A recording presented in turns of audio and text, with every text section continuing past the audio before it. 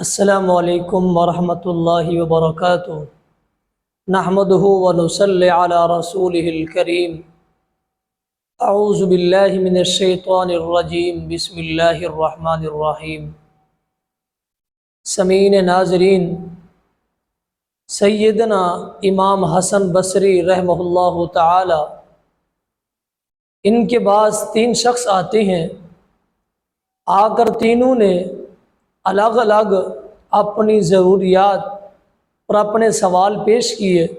سب سے پہلے شخص نے یہ کہا کہ امام صاحب دعا کریں کہ اللہ رب العالمین آسمان سے بارش کو نازل فرما دے۔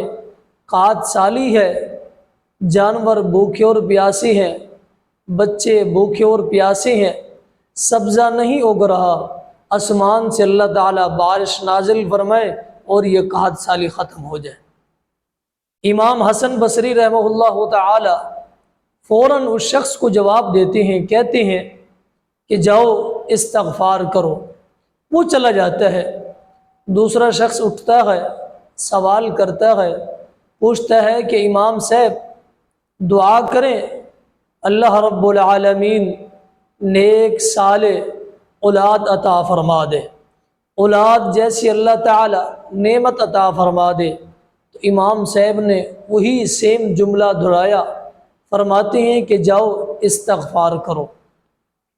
تیسرا شخص کھڑا ہوتا ہے، وہ کہتا ہے کہ امام صاحب آپ میرے لیے دعا کریں، مال کی کمی ہے، مال کی فراوانی نہیں ہے، مال بہت ہی کم ہے، دولت کم ہے۔ اللہ تعالیٰ سے دعا کرے اللہ تعالیٰ رزق میں فراوانی برکت عطا فرما دے، اور رزق کے اندر اللہ رب العالمین اپنی رحمت کے ساتھ میرے رزق کے اندر فراوانی عطا فرما دے۔ تو امام صاحب نے وہی سیم ہی جملہ فرمایا، فرماتے ہیں کہ جاؤ استغفار کرو۔ اب یہ تینوں شخص چلے گئے اپنے اپنے مکان پر۔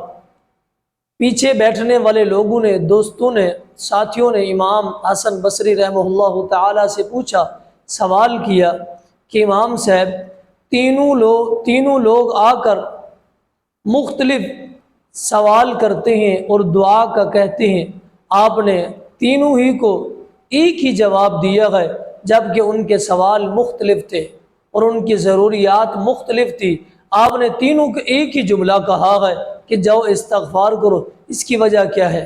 امام حسن بصری رحمہ اللہ تعالی جواب دیتے ہیں، فرماتے ہیں میں نہیں، اللہ رب العالمین نے قرآن مجید کے اندر ان تینوں چیزوں کا حل قرآن کے اندر ذکر فرما دیا ہے، اور چیزیں یہ تینوں الگ الگ ہیں، ضروریات الگ الگ ہیں، لیکن ان تینوں کا حل ایک ہی حل ہے، ایک ہی عمل ہے۔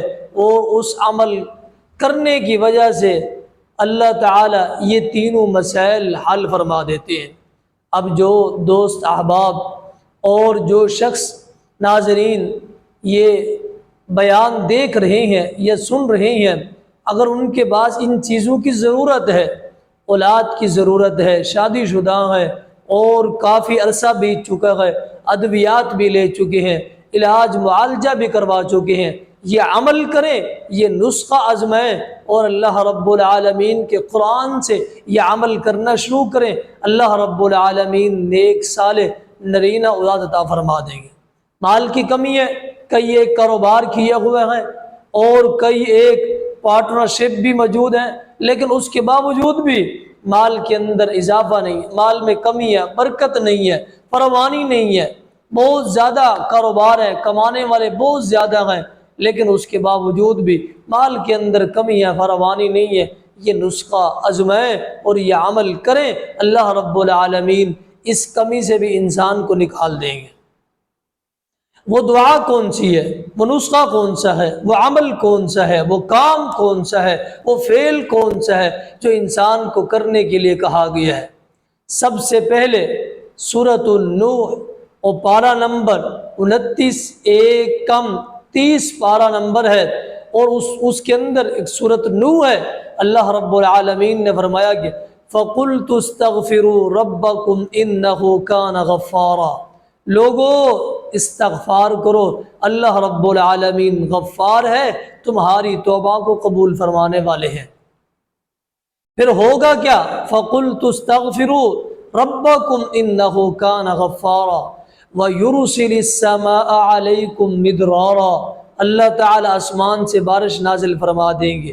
وَيُمْدِدُكُمْ بِأَمْوَالٍ وَبَنِينَ وَيَجْعَلْ لَكُمْ جَنَّاتٍ وَيَجْعَلْ لَكُمْ أَنْهَارًا، اللہ رب العالمین تمہیں اولاد کی نعمت سے نواز دیں گے۔ تیسرا، اللہ تعالی مال کی فراوانی عطا فرما دیں گے۔